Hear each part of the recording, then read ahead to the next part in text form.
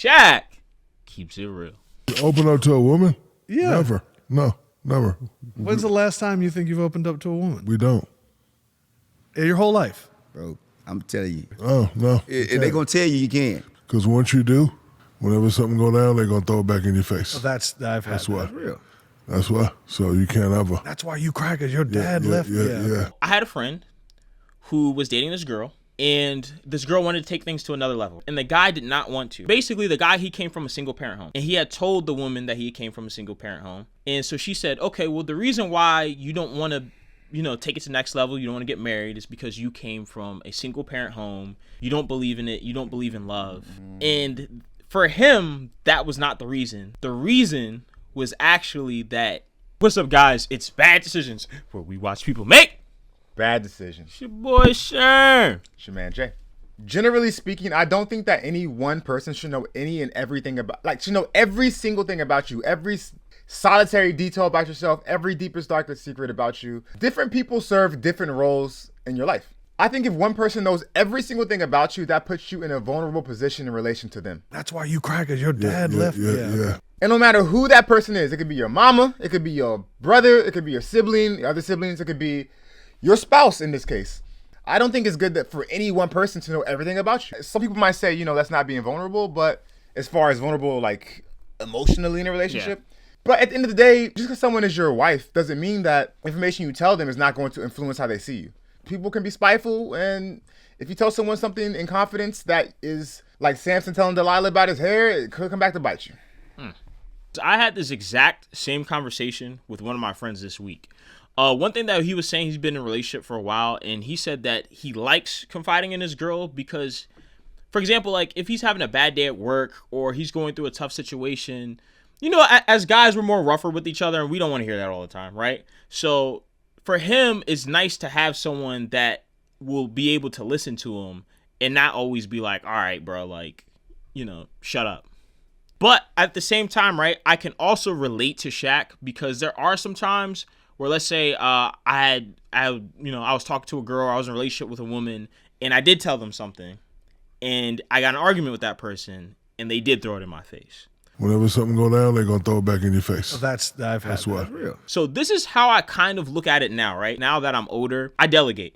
Mm-hmm. There are certain things that I talk to with my friends, mm-hmm. and there are certain things that I would talk to with the person I'm in a relationship with. Right. Because I don't think that you can have a properly working relationship and you don't tell them anything. Of course you know not. what I'm saying? Of course not, yeah. So I think you just have to be practical. So you mentioned the word practical, and it made me think about the stage of relationships, marriage that we're in Western society that we live in, that we grew up with. Yeah. And it's the idea of marriage on the basis of love as opposed to the basis of other practical reasons. Yeah. I think in the U.S., we think of marriage too much as being based on love. Therefore, people view their spouse as their everything. That's even used in marketing for weddings and romantic movies and rings or whatever, what have you. He's my all, she's my everything. When that's so unhealthy and unrealistic. It's completely unrealistic. Unrealistic, and it's very unhealthy. And it puts too much pressure and responsibility on that person to be your everything. So when they fail, because it was never, it's never going to happen, now you might resent that person. Now you might look down on that person. So, I mean, your life is not a Disney tale. Right. And I think that's what a lot of people get confused, is that they look at these celebrities, they look at these power couples, and they apply it to everybody, and then they wonder why it doesn't work out, because it's not realistic. Not everybody is supposed to know matter of fact, I don't think everybody wants to know everything about you. That's another thing too. I don't think they want to know. I don't want to know everything about everybody. I love that point, actually. That's a great point. I think that's healthy. And someone might say, that's not healthy. With your partner, you should be open book with. No, I think there's a healthy level there needs to be a healthy level of respect that goes both ways. I think part of that is not knowing some things. Yeah. Part of that is keeping the air of mystery, keeping the air of, I don't really, yeah. It lets let your wife or your husband, more so, let's be honest, more so probably your wife. I mean, whatever. Sometimes they say you had this, but you talked yourself out of it. Yeah.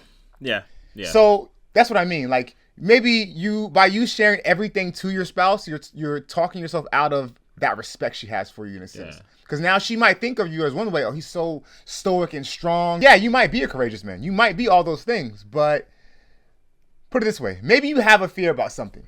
And it's totally valid to have that fear. But by you telling your wife that fear, I'm saying wife because Shaq was talking about wife. By you having that fear and telling that fear to your wife, maybe now she thinks a little bit less of you. Maybe that's right or wrong, but maybe like inside she feels just a little bit less respect. It's like, oh, that kind of, even if she does it subconsciously, oh, that kind of reduced my level of reverence I have for that man. Yeah, I can actually relate, right? So this is a situation I had with my grandfather, rest in peace, right? So my grandfather never rode on planes at all. And as a kid, that's something we all knew in my family. I never knew why, right? And it wasn't until I was much older, I think one day I just asked him, right? And my grandfather, he was in the service for a while, he told me that he had a couple engine failures on planes multiple times where it was like burning and crashing down to the point it happened to him twice. And that happened, I think he said like it happened to him twice within like not that far apart. Yeah. And he was just like, I'm good. Yeah, I'm good. But here's the thing. I never knew that was a secret. So there was one day I was with my mom and I was with my grandma and I had mentioned it and I thought everybody had known. I didn't know that he said it to me and didn't say it to anybody else. And then they were completely shocked. They were like, oh, I had no idea that's why he said it. And I looked at the way my mom looked. My mom was just so confused because she never heard of my grandfather ever being afraid of anything or like, because my grandfather is a super masculine man, like an old school, like shotgun, like he's like an old school dude. Like he has a problem with you, you're just gonna fight. Like he's like an old school man. Yeah. So for her, it was hard for her to even imagine like, oh, he's afraid of something, like something bothered him. Yeah. So like I was like, oh, it just goes to show you. Does that mean that like my mom doesn't have respect for? No, of course not. It just means that like people's opinion of you can change. That's that's also kind of where my point is going. Yeah. I think there's a healthy level of withholding information, especially if it's not directly going to affect your relationship. If you're holding back information that you should probably share to like maybe help your relationship. Yeah. Maybe as opposed to like you could like something could happen. You can stay quiet about it and let it build up and fester and then have resentment towards that person. And now something happens and it could be at the detriment of your relationship. And you know what I also think it is too? I think it is, and this is just a people thing. I think sometimes as people, we jump to conclusions too much, right? And I'll tell you another story. I got a lot of stories today, right? So I had a friend who was dating this girl and this girl wanted to take things to another level. And this is not who you think it is. Okay. So this girl wanted to take things to another level, right? And the guy did not want to. The girl basically the guy, he came from a single parent home, and he had told the woman that he came from a single parent home. And so she said, okay, well, the reason why you don't want to, take it to the next level, you don't want to get married, is because you came from a single parent home. And that's the reason why you don't believe in it. You don't believe in love. And for him, that was not the reason. The reason was actually that he saw that she was doing things that he did not like. And I don't want to get too much into people's business, but I'm just going to say that she had some unfavorable qualities about her that he just did not want in a wife. Sure. But he did not know how to tell her that. So she just jumped to that. And he kind of felt some type of way like, I told you that in confidence. You're kind of using it against me. Like, if you would have given me more time, we could have had a conversation about the things I didn't like that you did. But because you jumped to this conclusion and you blamed it solely on that, that made me want to, just leave even further. Man, that I don't know why I'm feeling angry about that. I don't know. It just makes me upset that, I don't know, I'm getting just a story you're telling me. Yeah. But it sounds as though she doesn't do any self-reflection to even go inside and say, okay, well, it's something about me. No, it's him. You don't want to because of this. Yeah. Based on something he told her in confidence. To me, that's just... Yeah. Anyway. Yeah, I mean, I don't agree with that either. Good story, though. Nonetheless, I think that this is I think Shaq made a good decision. And the reason why I think Shaq made a good decision is because I think this opens up the conversation to something else, right? I think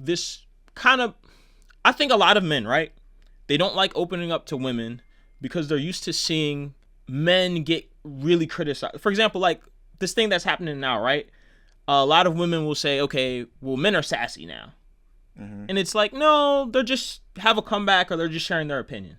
or they're saying, oh, well, some men shouldn't have podcasts. There are some guys that shouldn't have podcasts, let's be honest. Yeah. But men should be able to express their opinion without it coming with some derogatory term or some derogatory statement. And I think that's the bigger issue in this. I think a lot of men are scared to express themselves when it comes to women sometimes because they're scared to get like a derogatory tag. So if I sit there and I say, okay, well, maybe I have an issue with this and the way you do this, they might say, okay, well, you're a misogynist. No, it's not. It's just it's not. I hate to use this term because it's so overused. It's annoying, but they're gaslighting. Yeah, it's definitely gaslighting. It's all gaslighting. It's not. We're not saying every woman, so don't. Yeah. You know. I think being vulnerable is important. I just think that you should share it with people who exercise sharing certain things that are confidential with discretion. Yeah. Just because someone is in the bed with you at night and you have children together, they're still one person. Yes, they might take priority over others, as they should. However, they're still one person. They don't need to be your everything. Yeah, I mean, do you think about it? Does your parents know everything about you? Exactly. And your parents love you unconditionally. Your parents are probably the two people on earth that love you unconditionally, regardless. I would say that's it. And they don't know everything about you. Exactly. And if you saying they do, you're a liar. You are a liar. You're a liar. But I would say though, if I had off the top of my head, there was one type of person that you could tell anything. If you had to choose, maybe it would be your parents. Depending on how your parents are. I would say a sibling before parents. I'd say that. Well, that's you. We different opinions. Agree to disagree. Yeah, we agree on that one. Shake hands. Yeah, because I don't think your siblings love you unconditionally. Maybe, but not. No one loves you like your mom's gonna love you, bro. That's true. I'm just sorry. That's true. There's no way.